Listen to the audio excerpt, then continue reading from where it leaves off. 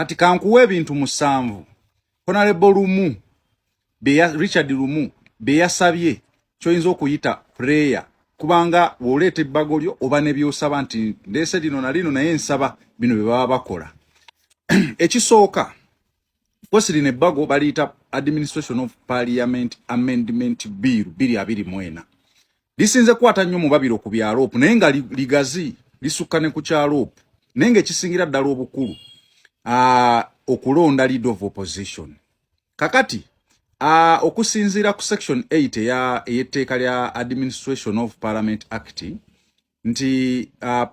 ayagala alikyusibwemu likolebwa amendment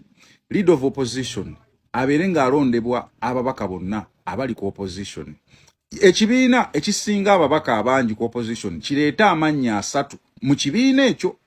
kireeta amannya 3 kigateekewo then babakubeko bukubi kalulu kiveewo kiri ekibadde ekya appointment ng'abakulu mu kibiina kyagulanyi oba ne banne balubongoya ne bamemba be executive ne bavaayo n'erinnya ne baliwa kuba muteeka we kibadde ne baliwa speaker oli n'afuuka onagamba tumulonde ffenna kubanga agenda tukiikirira ffenna kati naffe twetaaga okuba nga tumiinako ettaffaali abeere nga takolera muntu oba nga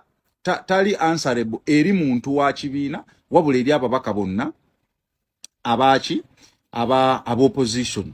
ono era ayongerako n'agamba nti ne ba independent naye nga bali affiliated ku opposition nabo babeere nga basobola okulonda mu kalulu ako MP okubeera affiliated ku opposition yeye nnyini yawandikira speaker mu ntandikwa ya parliament n'amugamba nze ngenda kubeera affiliated ku opposition era kino nakyo mwekiri ekyokubiri ono ayagala babeere nga basobola okumusensalinga censure motion nga basobola okumuyisako censure motion waba akoze ebibanyiizizza nibo wennyini ne bamuyisaako gundi ne bamugoberera eri mu opposition kokasi ne baweereza eno speaker nti otwamugobe tulinze kulonda mulala okitegeera era n'ayongerako n'agamba ne zino ssente ze bawa leader of opposition ze bamuwera mu budget 4.2 billion buli mwaka ayagala ebibiina byonna ebiri ku opposition bibeere nga bizigabanako jukira zino we baziwa Ssennyonyi yazitegeerera naki n'ab'ekibiina ki okitegeera kati bano bagamba baagala babeere nga bazigabanya mu bibiina byonna kubanga oziwadde opposition kyokka ate olw'okuba oli ye wanupu yalina abantu abangi yalina okuzikozesa kati Lumu agamba naffe ffenna tubeere nga tusobola okuzikola ki okuzifunako era Lumu ayongerako n'agamba nti ayagala n'ababaka babeere nga bateesa okusinzira mu bibiina byabwe nga balina obudde time frame nti okuva saa bweziti okutuuka bweziti ekibiina gundi kye kisooka okuteesa era mmwe ab'ekibiina muba mwayise dda mu wipu wammwe ne mumanya ani agenda okuteesa nga mwagenze dda ku order paper kati kino Lumu agamba kijja kusobozesa buli mbaka wa parliament okufuna obudde obuteeseza abantu be ekyokubiri ayagala wabeerewo okulonda chief whip opposition chief whip jukira chief whip muteeke kadde gundi bamu appointinga bwa appointings na abananyini kibiina era ekisinga obunene mu opposition kati tugambe nupu kimu appointinga bwa appointings kati Lumu agamba nedda ababaka bo opposition bonna babeere nga bamulonda abeere nga tali appointed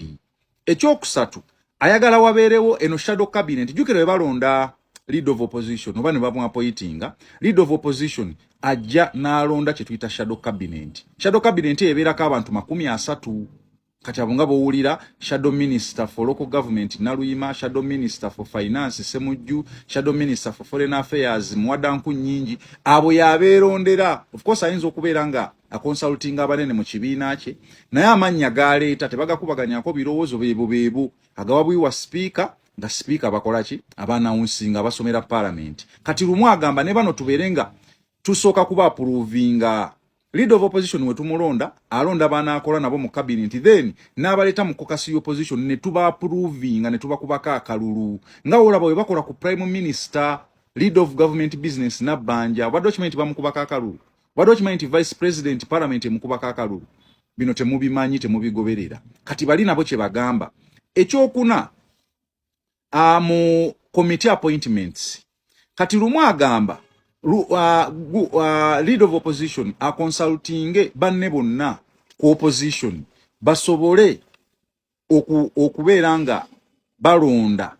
abantu abagenda ku committee jukira waliwo mandatory mandatory committees mandatory accountability committees ziri nnya ezo zo zibeerako opposition ne leader of opposition yabalonda kubeera kuliko park ya central government park ya local government kuliko kosase ne government